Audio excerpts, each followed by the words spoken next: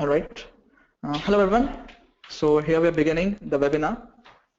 So welcome to the webinar for Scribe Online Development. My name is Priyesh Wag, and along with me is my colleague Someshwar Siripuram. So today our webinar is targeted toward Scribe CDK development and how we can develop our own custom connectors to integrate it to systems from source to target. So in the duration of this session, all the audience will be muted. In case you have any questions, you can type in the box and we will address them at the end of the session. So let's take a look at the agenda that we have for today.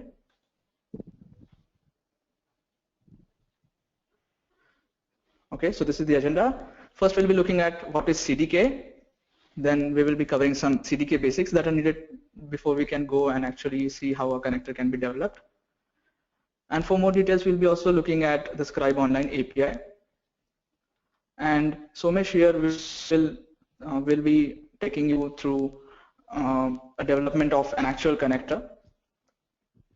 And finally, we'll be also having a question and answer session where in case we can address your concerns. So let's move with our first topic, like what is CDK? So CDK is a connector development kit that Scribe provides with which you can develop your own custom connectors. So what a connector is? Connector is basically a C# program written to allow Scribe Online users to create a common shared experience so that you can integrate your source and target technologies. So let's see, just take a look at some of the CDK basics.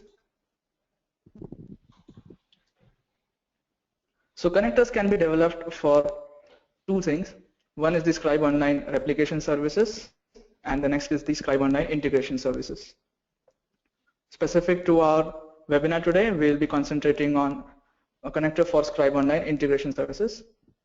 So there are basic components of connectors, which is the connector itself.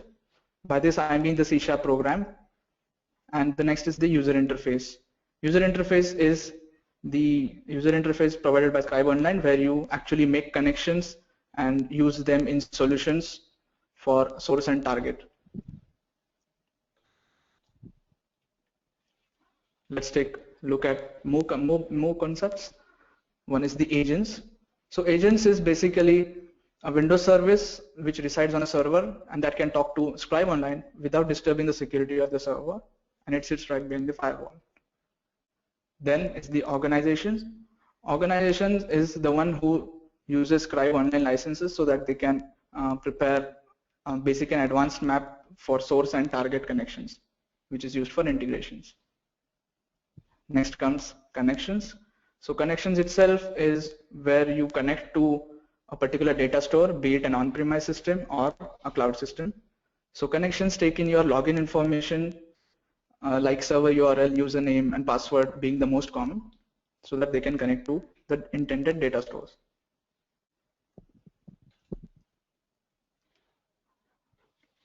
So to go further, let's take a look at the Scribe Online architecture. So Scribe Cloud Service, as you can see the blue cloud there, it is hosted with the help of Windows Azure. You can access this particular you can access Scribe Online service using your web browser, wherein you create new connections, you create solutions, and do the mapping integration between your source and the target. So to talk to your data stores, you need an agent. So there are two types of agents. One is the cloud agent, since if your system is on the cloud, and if you have your data store on-premise on your server, then you would need an on-premise agent, which I just said, like it is a Windows service that resides on your server behind the firewall.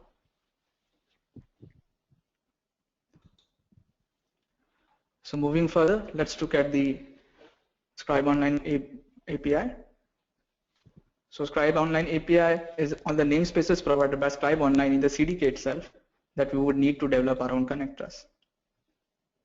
So just look at them one by one. First is the core connector API. The core connector API namespace is basically the runtime link between Scribe Online and your target technology or the API. Next is the connector API actions.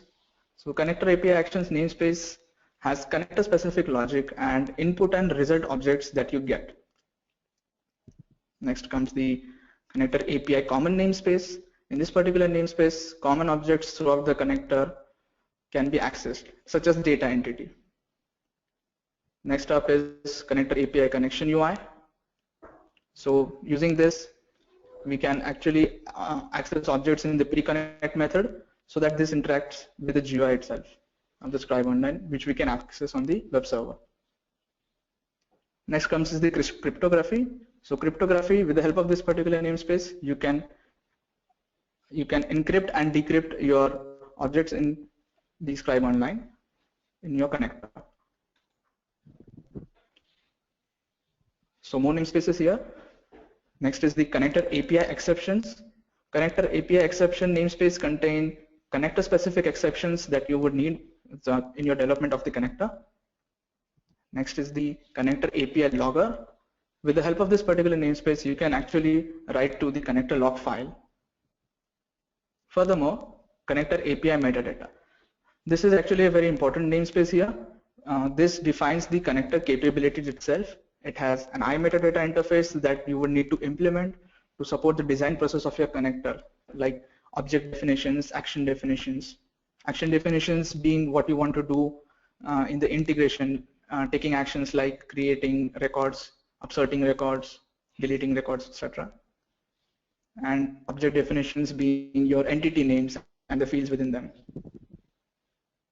Next is the connector API query.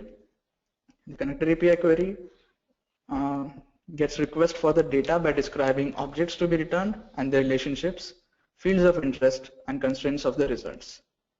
Finally, we have connection API serialization. So this particular namespace helps you to serialize and deserialize your objects within the connector itself.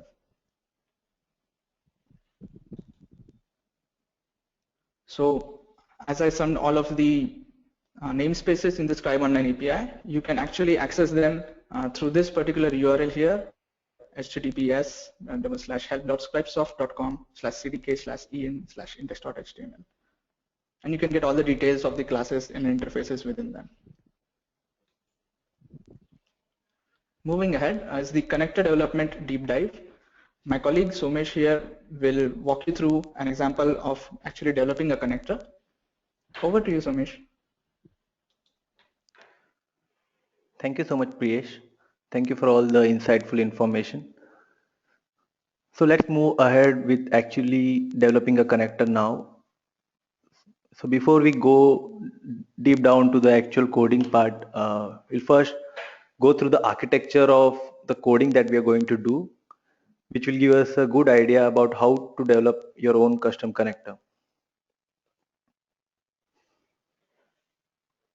So you can see this exhaustive architecture of CDK, and you can see that the agent is a common interface for all the operations happening in CDK. So if you dissect this diagram, the agent is your connection or the interface between the Scribe Online UI and your source code. So agent is basically a DLL which you install on your folder on your target server where your target data resides. The agent is then connected to connector interface methods, which you can see here. So basically, we have pre-connect, connect, and disconnect operations. These are basic operations which we require when we are connecting to any third-party data store. These are standard operations for the connector interface.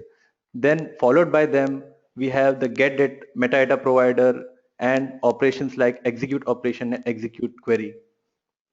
We'll see how it is implemented in code.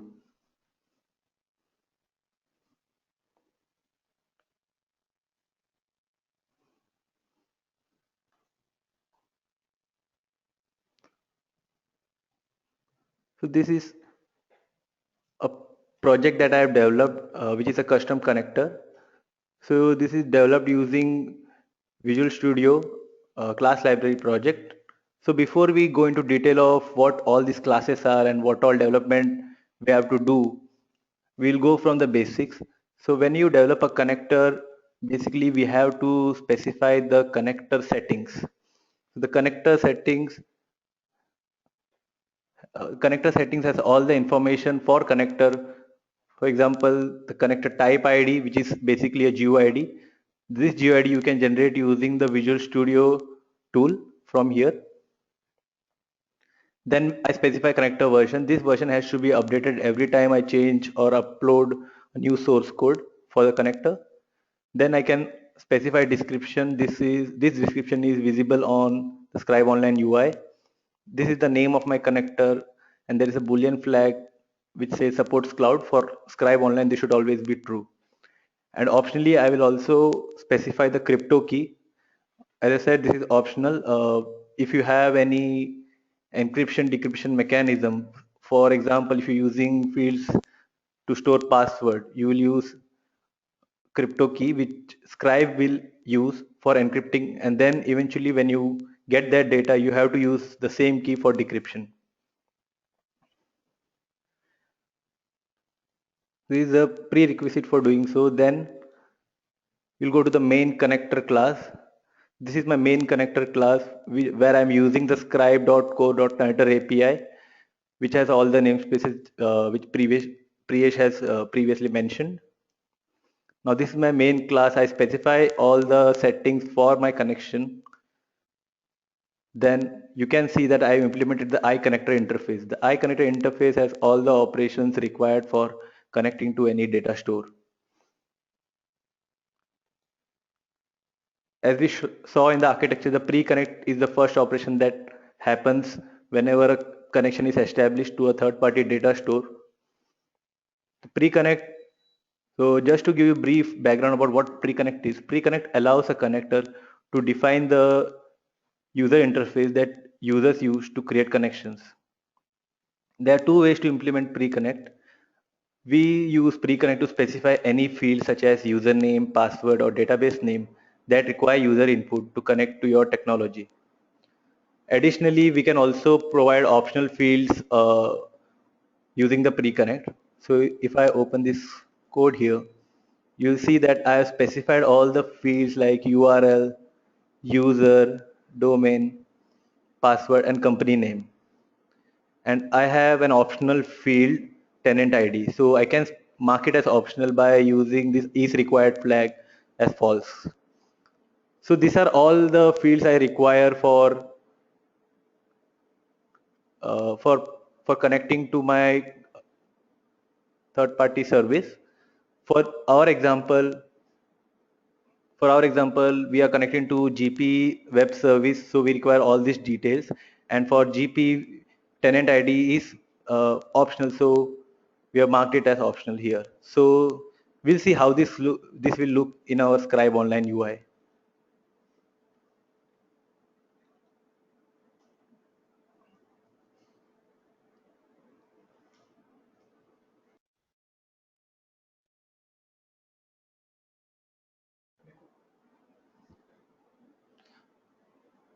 So we'll wait for it to load. So in this case, I already created and deployed a connector. That is why I see this Dynamics GP connector webinar demo. So I'll go through the steps of how to install this connector, but this is the one which I've already created. So you can see that I have specified the connection name and the connection alias. And I also have the URL, user, domain, password, and company name, which you saw that I've specified in the code. You can see that tenant ID is not bold here, which means it is not required as I have specified in the code. So let's get back to our architecture to understand what has happened here. So you can see the pre-connect operation, it gets the form definition from the UI. So it is basically responsible for our UI and creating fields.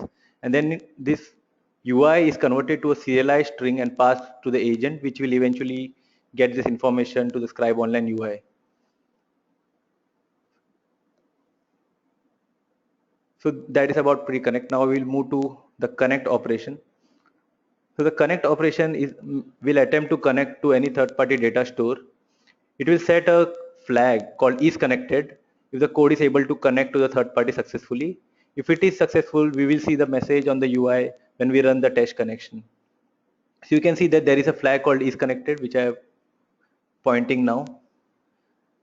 So this, when this flag is set as true, which means that the connection is successful. So we'll see how this is implemented in our code.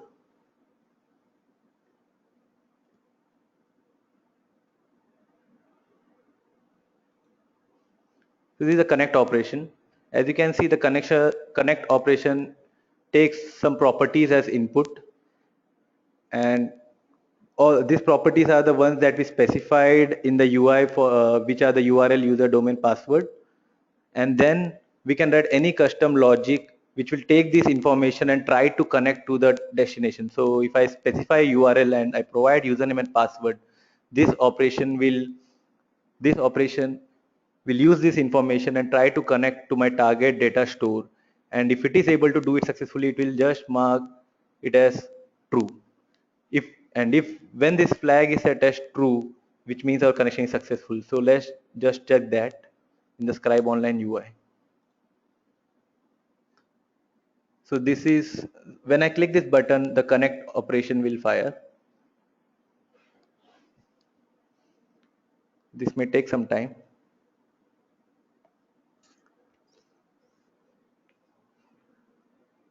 So it will set the connected flag, and once it is true, that connection will be successful. Additionally, you can see there is a disconnect operation as well. This method is automatically invoked by Scribe Online so as to save our resources. This method will attempt to disconnect from the third party. It is called to instruct the connector to close communication from its data store and free any resources that may be associated with the connection. Yes, so the connection test was successful. Once you see this message that the connection was successful, we can now use this connection in any of our solutions.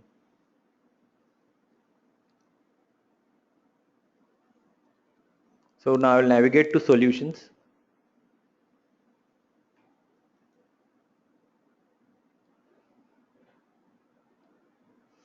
So this is a solution that I've already created, which is using this connection in target.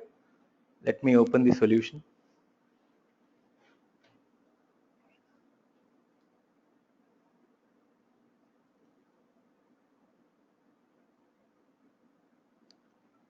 The solution has only one advanced map, which has my source and target connection.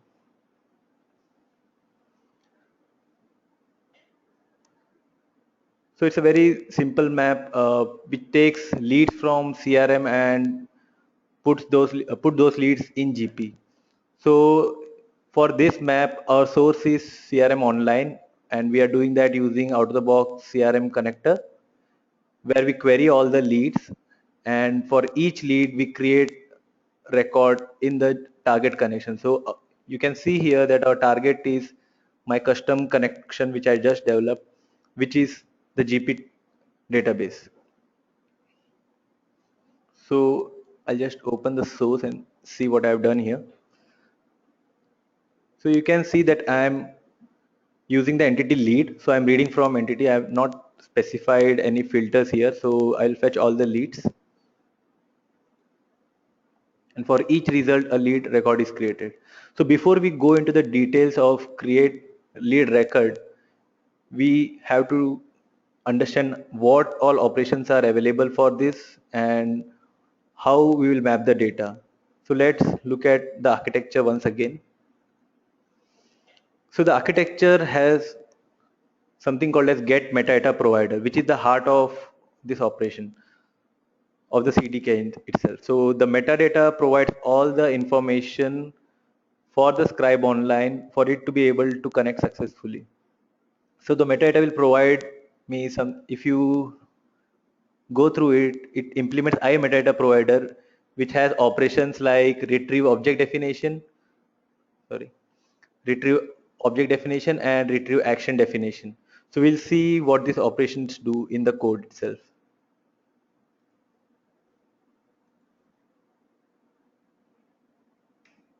Okay.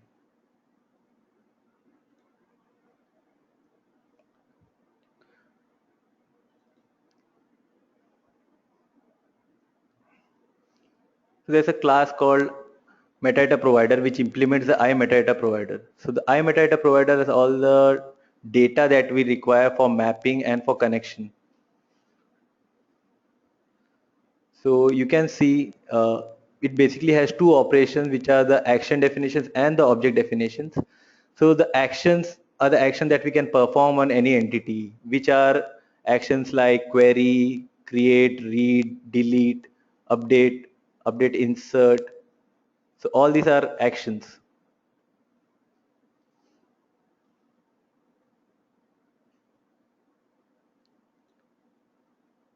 So you can see that in our code, I have specified two actions. One is the query actions and one is the create actions. So the query action queries all the data, and you can see for every action there are some associated properties, like if it supports constraint or if it supports input or if it supports lookup conditions. So all this can be specified at the action level. So once we specify actions, we also have to specify the objects. So objects are the entities which we are targeting. For example, if I want to create lead in GP, lead is one object for me. So we can have as many objects as we want. For our demonstration purpose, we are using the lead object in GP. So let's go to the object definitions. The object definition today just fetches from the lead entity. So I am defining an object here.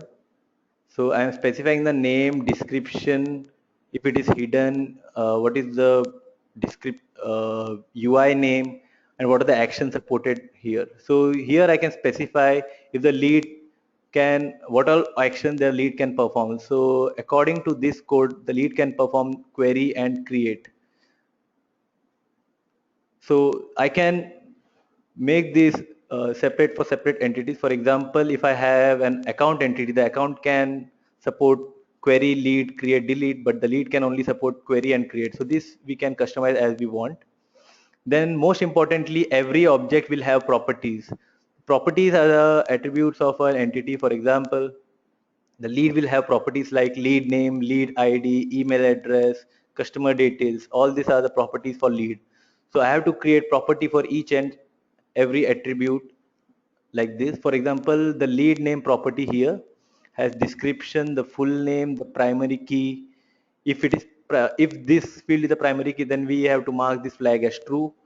And if it's a number field, we can also use the numeric precision and the numeric scale. And importantly, we have to specify what is the type of the property here. If it's a text property or a number or decimal, we can specify all this information here.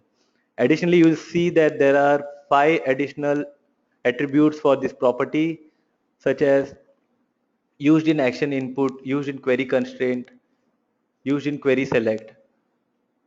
So all these properties are specific to a property. For example, if we consider used in query constraint, when if you're using lead as a source and if you want to add a filter logic based on lead name, then you have to mark this property as true.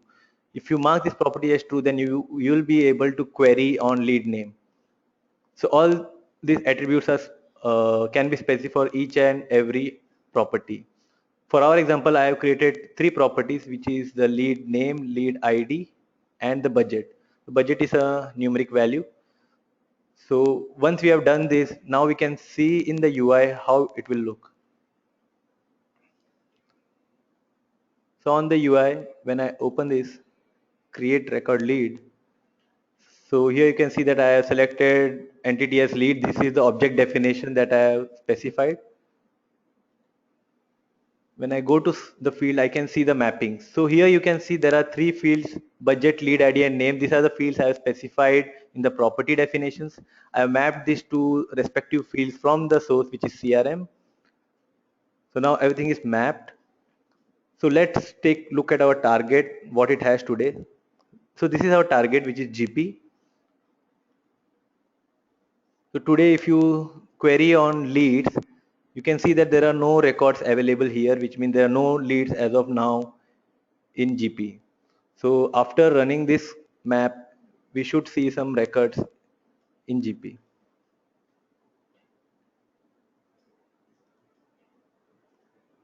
So Let me run this map.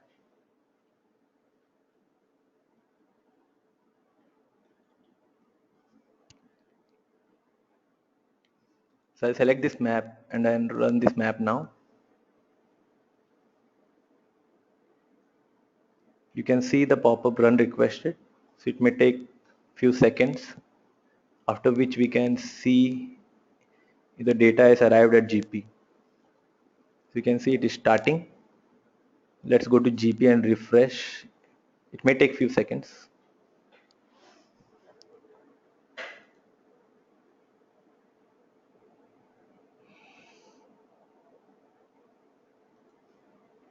So you can now see data has come to GP, which means our action was successful. So using this metadata provider, we were able to map fields to specific entity in lead, and then we are able to create records in lead. So this is how we can build a custom connector and create record or perform other actions on your target or use it as a source for querying. So additionally, you will also see there are operations like execute query and execute operation. The execute operation basically will is a parent method which will invoke other methods, like it will take the input as what the operation is. Suppose it's a create operation, then it will take the input as create, then it will automatically call a create operation on the target if it's an update, insert or delete. Additionally, if you are using your data store as a source, then you can also use the execute query, which is useful for returning the data set back to the Scribe Online.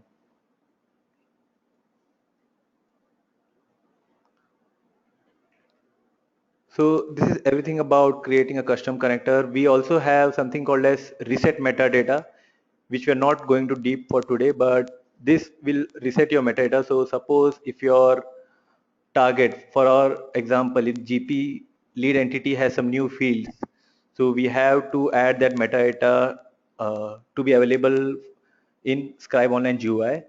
So this function will basically refresh your metadata. So you can implement your own custom logic for refreshing it.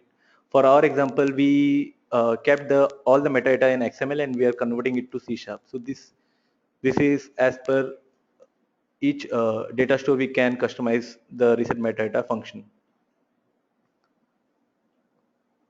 So this is how the entire flow of data will be from source to target, and this is how we implement this. And finally, our Visual Studio project has to be built and deployed. We just have to copy the DLL file on the agent folder, and then it will automatically be available on the GUI.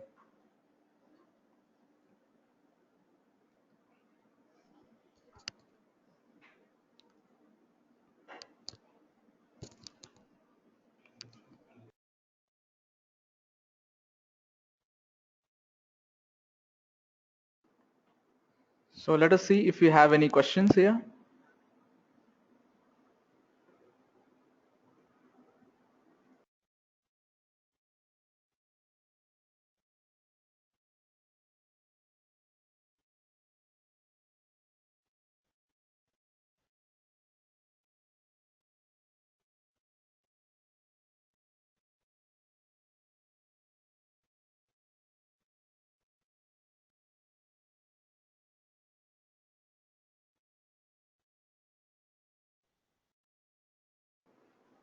All right. So looks like there are no questions. You can still write to us.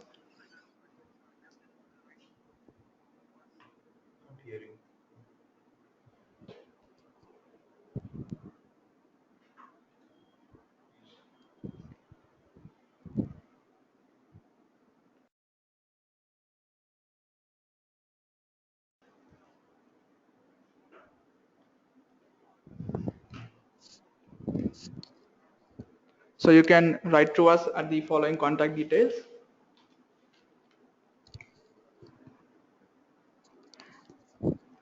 You can also follow us on Twitter for the address twitter.com/cloudfriends. And we will also share with you links of our slide deck and our presentation video once it is put on our channel on youtube.com/cloudfriends. Once again, thank you all for your time today. We really liked having you here.